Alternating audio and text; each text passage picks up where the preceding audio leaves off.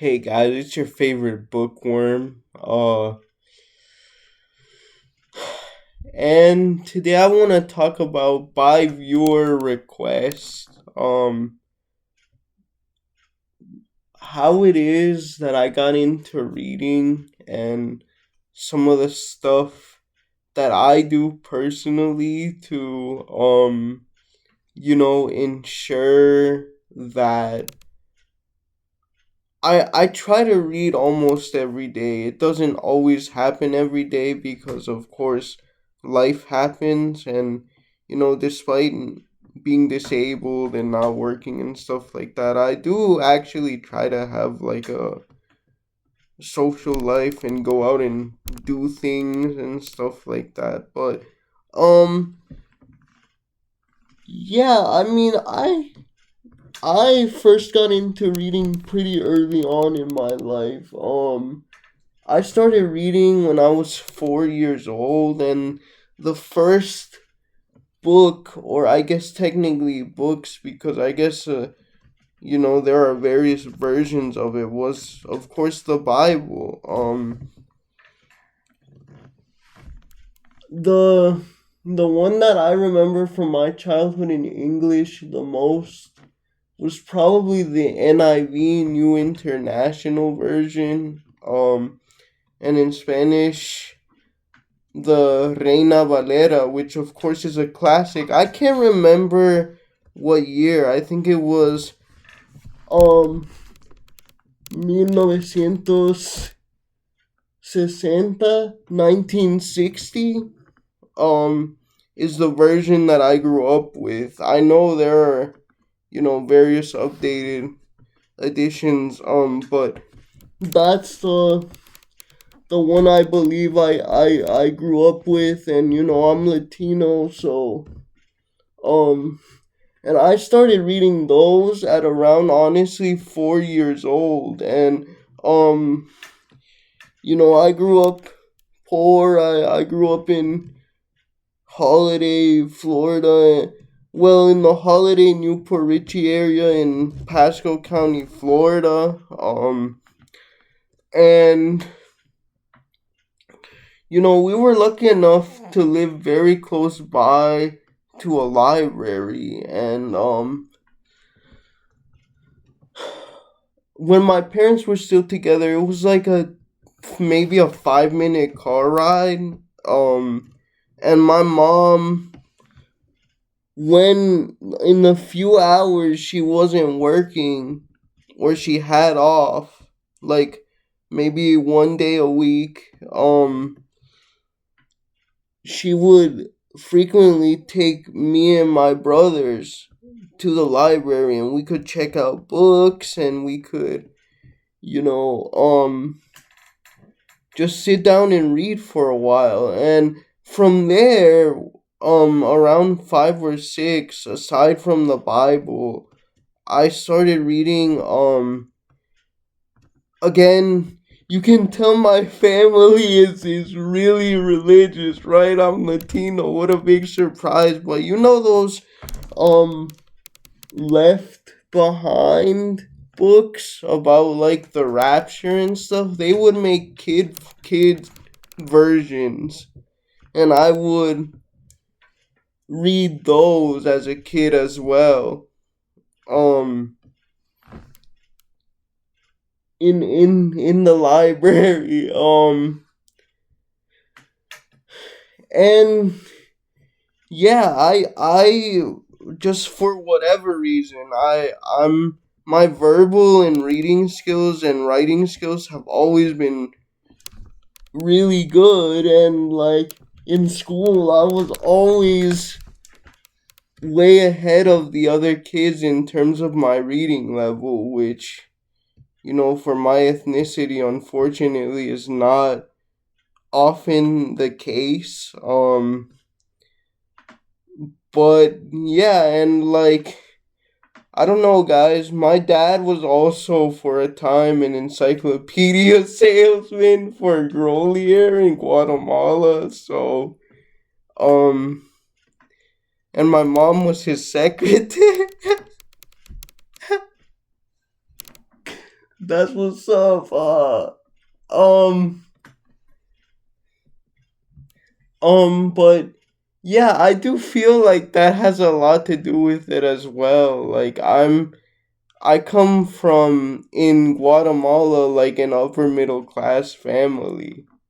Um, and even though we were poor when we came to the United States primarily to get care for my disability, like those values were always instilled in us. And like in my well, my dad was the upper middle class one. My mom was sort of lower middle class, but still, like, you know, they could only watch in her house like 1 hour of TV every day. And yeah, I mean, for that reason, books were always a part of my life, and even later in school, like, because I was thankfully um bused to richer school.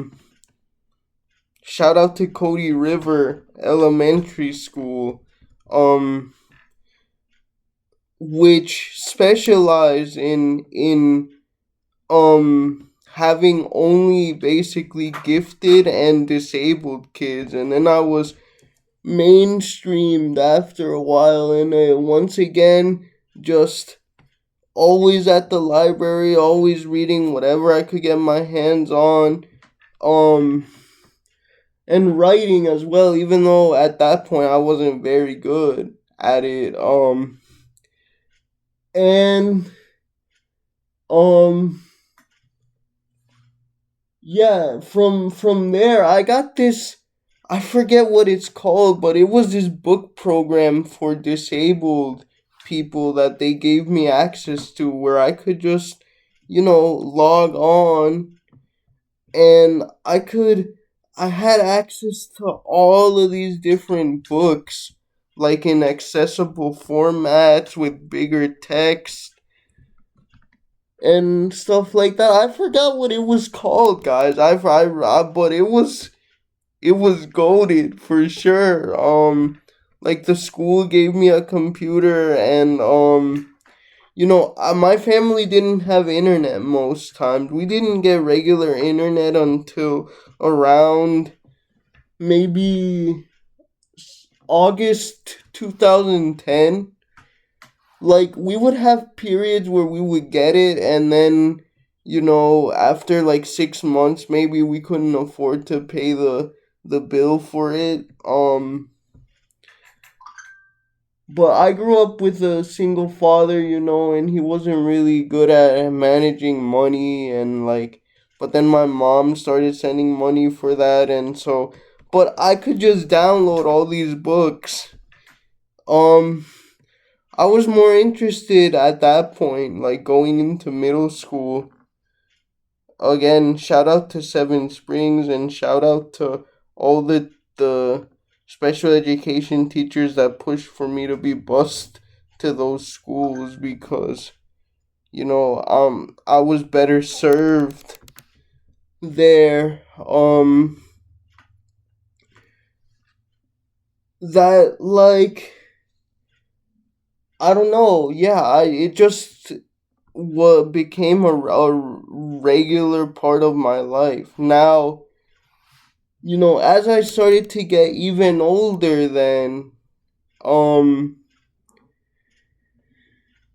the biggest thing, I started moving away from fiction and reading actual, like, non-fiction text, which is mainly what I read now. I read, excuse me, fiction every once in a while, especially if it's like part of the classics. Like, um I don't know if you can see back there, but I have editions of the Iliad, the Odyssey, and then Pride and Prejudice. Um shout out Jane Austen. But I have Hombres de Maíz by Miguel Ángel Asturias, Guatemalan classic. Uh Cien Años de Soledad, you know, but yeah, and like, you know, and also my bachelor's degree when I went to college, which I paid for through scholarships and stuff like that, was in the humanities also. It was also a ton of reading and writing, which I attribute to, again, that early exposure to reading from early on in my childhood. Um and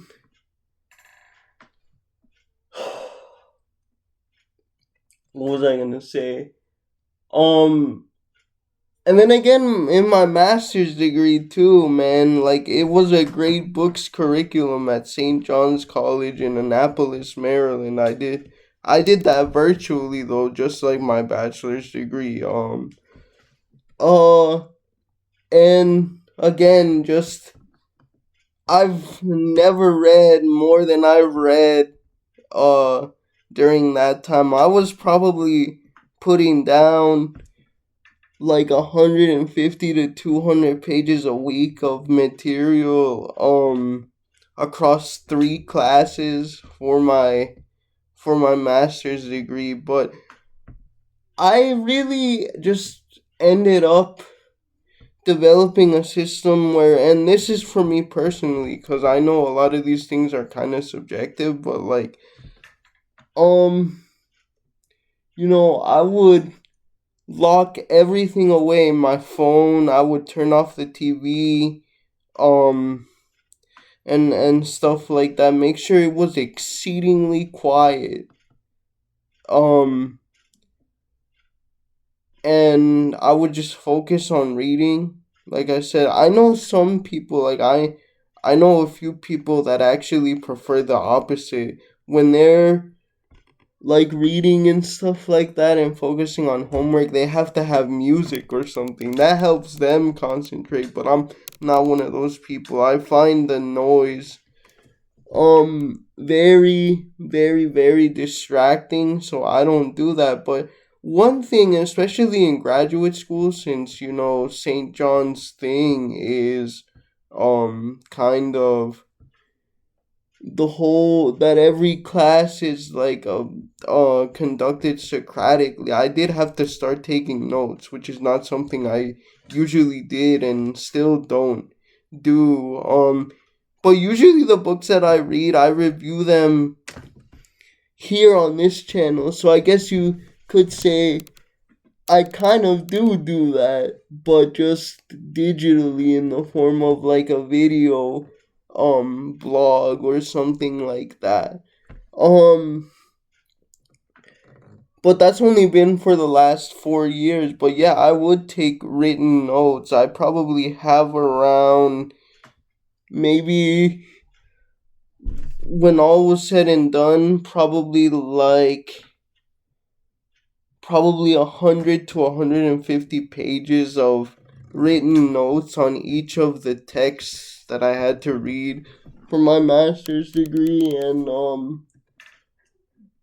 yeah, I would just say that ultimately, if you want to get better at reading, you should again organize a specific time of day and a place that you like to go to um in order to do so. And that I'm a person that believes like you don't have to read fast or anything, unless of course there's a an assignment deadline, in which case yeah, you do. But if you're like just wanting to self improve intellectually and stuff like that, or literarily and stuff like that, yeah, I would choose a spot you like. For me, it's usually either my room or the the living room of my house, because like the sun shines through there, especially in spring and summer and fall. Or I'm fortunate enough to have a little trail behind my house outside, and there are like little benches where I just park my chair and I read and I say hi to people and walk around, and that's part of my almost daily routine when it's warm outside.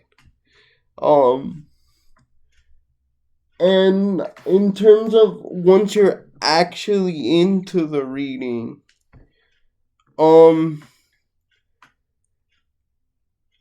I would say that that you know, break it up into parts. Like say that, oh, I'm gonna read one chapter of this book every day. Um and or this particular section, for example, I'm reading the first volume of Karl Marx's Capital right now. And there was this one chapter, I believe chapter 15, about the development of the economic system from what he calls manufacture into large scale capitalism, right? And that section is divided into 10 main sections with a whole bunch of mini sections in between, like A and B and C and D sections and stuff like that. And I just said, okay, this chapter is humongous. I'm gonna break it up into parts. I'm gonna challenge myself to read, let's say, you know, one of these big sections every single day, and it turns out to be at most 30 pages, but in most cases each of those sections was like 15-20 pages for the most part. um Same thing for when I read Hegel, right? So